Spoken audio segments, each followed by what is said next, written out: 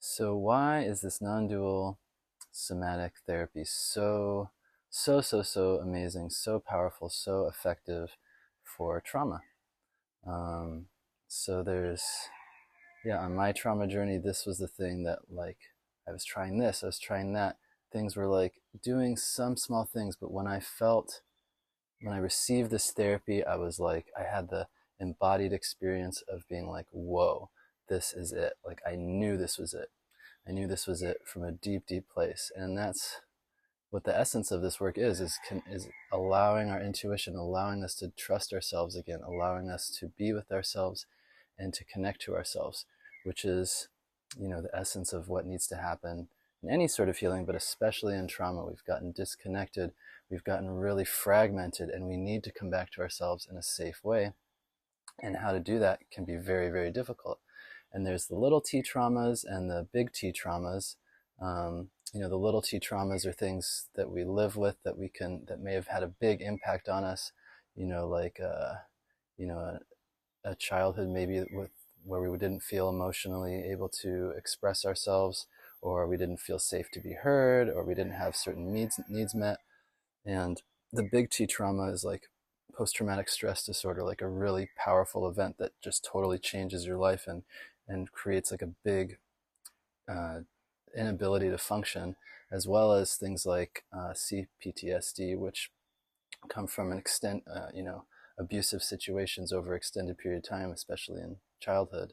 And yeah, those are the big T traumas where there's like a constant lack of safety feeling in the body, and the organization of the nervous system and the mind and the emotions is quite just, yeah, dispersed.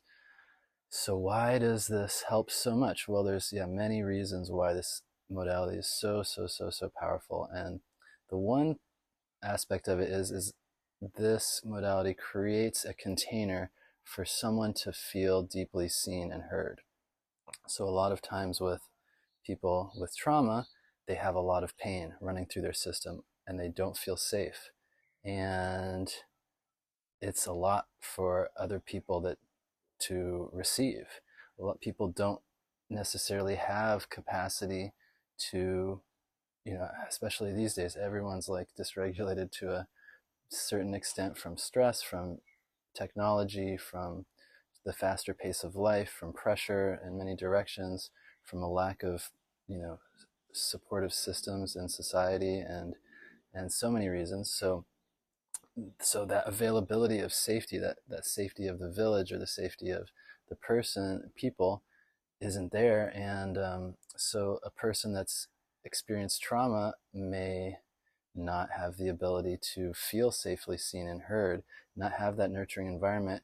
And when they try to express it, when they try to connect to it, it's pushing people away because it's so intense, it's so painful. People don't know how to be with it. It's very intense, for most people, and it doesn't feel good to receive that much pain for people that haven't really prepared their nervous system and have a deep level of presence and awareness.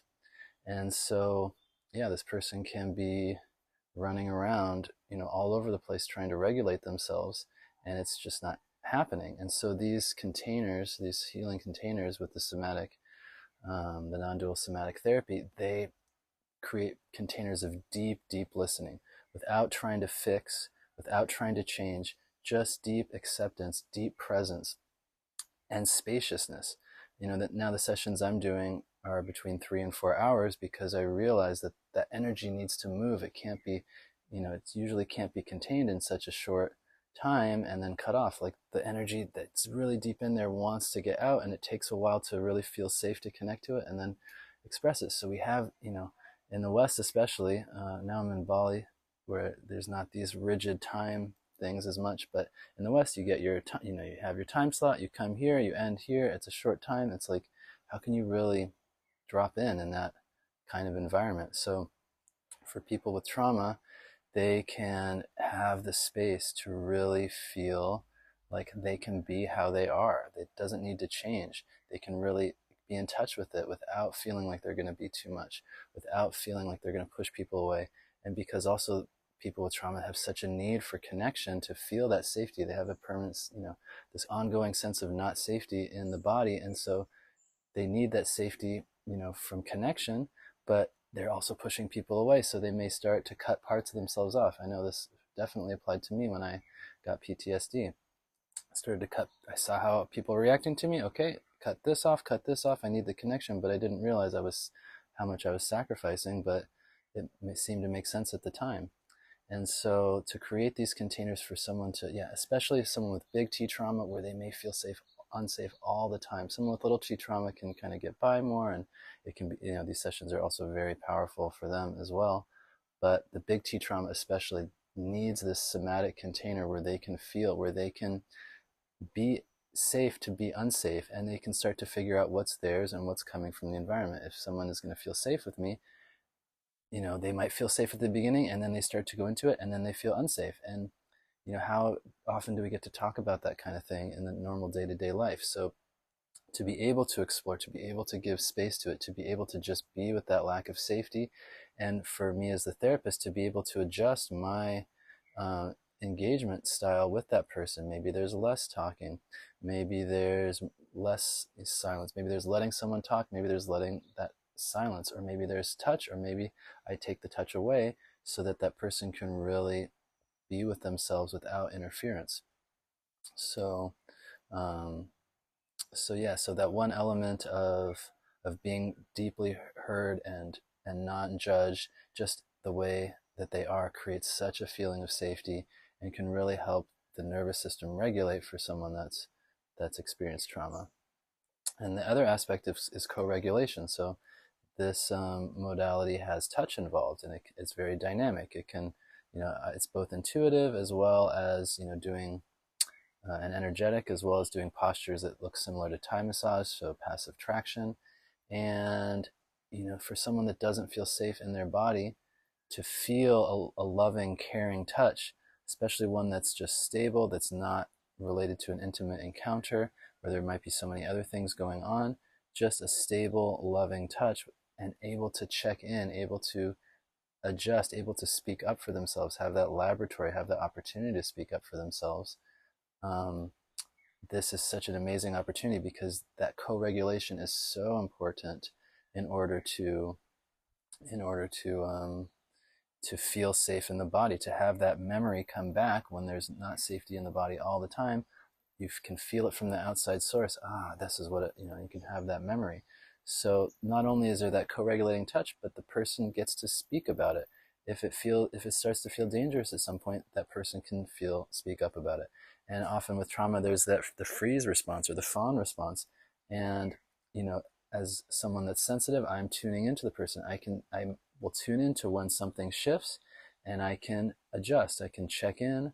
And if someone isn't speaking about it, it's also fine. I can just leave space, and I can really connect with what they're experiencing in the moment to create that safety and allow a freeze response to happen, allow a fawn response to happen, and check in about it, give it space about it, and let that happen without things continuing in a dynamic situation like it might happen in real life. So I just give space. They might be a freeze response, and after 3, 4, 5 minutes, just holding that without needing it to go anywhere, it starts to resolve, and that person regulates again, and they move through whatever it is that happened, and they build more resilience.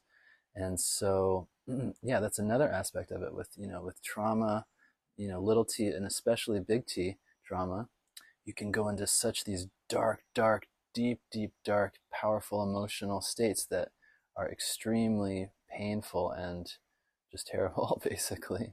And it's something that is, and to connect to that, to release it, of course, is important, but also it's so possible to get stuck with it. So what happens is we can just be running around avoiding this big, wound that's just there, because it's running away from it seems to be more effective than getting into it, because it just feels so unsafe. So in the safety of the container, someone can relax their mind, feel, okay, I can be with my emotions, I can be with myself, and they might get closer and closer to this big wound. And at first, I know for me at first, I was just like, oh, it felt so good to be able to just stop guarding all the time. And I just went so far into it, and I just went too deep into it. And, it was like, yeah, almost like a re-traumatization maybe. But then what happens is through the check-in process, you start to learn about your intuition. Okay, now this is too much. Now I need to hold back, and you can titrate it. You don't have to go all the way into it. So by the skillful therapist checking in as they see that um, that portal opening, then the intuition kicks in, and you can say, okay, do you want to keep going with this, or is this starting to be too much? And just that check in okay, and that empowers the person to really trust themselves again, because when the therapy session is gone, that person's going to be in life, and they have to navigate their own decisions. And so to check in with them is, and to see, and maybe that person thinks that they have to go in deeper, and if it doesn't seem harmful, if it doesn't seem very harmful, as a therapist, I can support that, because that's that person's natural desire to go into that, and they can, in a supportive way, see what the results are. It's a laboratory. They can see what the results are of that experience, and then they might change their mind later. But if they never know, that might just be this suppression that's always there, and someone needs to have the freedom and the safety to really make their own decisions and learn to trust themselves, learn to make a mistake, learn to learn from the mistake, and then to make an adjustment. And so, yeah, this aspect of like learning how, like, when is too much is, sometimes we get if you have trauma and you get in a safe environment, you might just like dump it all out immediately. But by really checking in, by allowing that check-in process, you can start to ask yourself, is this the right time? Is this the right environment for it? Not just the fact that I feel safety and I'm just going to go for it. I'm just going to release it all. So yeah, and it's hard to find a safe environment. It's hard to find a deeply safe environment, even with therapists, even with healers. They may not be able to receive and witness the amount of pain that's there. And, for me, I was spending so many years on psychiatric units, and so I really got to be comfortable with people in all different states. And now, working with doing different energy practices, energy work, as well as constantly doing my spiritual practices and strengthening my container, and just really, learning how to work with energies and learning how to just be present without getting entangled. This allows me to hold a container for someone to release deep rage and anger and fear and pain. I can be with that, and it can move through me without me getting sunk in it. So, yeah, and so you should be able to feel that with the therapist. You should be able to feel, you should, on an intuitive level, feel, I feel safe. I'm feeling this, and it's okay. I'm not going to be judged. No one's going to try to correct it. No one's going to try to shame it. No one's going to try to, doubt it. It can be there, and I can feel it right now in this moment. You should really feel that from your therapist. And that's going to help create that safety to feel it and then to release it, which is, it's essential in trauma. The pain, the wound is living inside the body and just operating the whole mind, emotional, energetic system, and it needs to come out. It needs to have a safe environment to come out. So the safety of the therapist is so, so, so important, so that the person can feel supportive to go in there, to release it, and to feel loved and supported. That's, this love and support is such an essential part of any healing, but especially the trauma. So yeah, so we have the safety, we have the touch, we have the empowerment aspect of it, to trust that intuition again. And nothing else is coming to mind. I'm sure there's more about why this is really effective for trauma, but I'm gonna have to stop there so I don't just ramble trying to think of any other topics that relate to it. But yeah, thank you so much for watching. If you have any questions, I would love to answer them to the best of my ability. Feel free to leave them in the comments. I'm on Instagram also at dharmadev, with 2 underscores after it, if you want to reach out and schedule a session.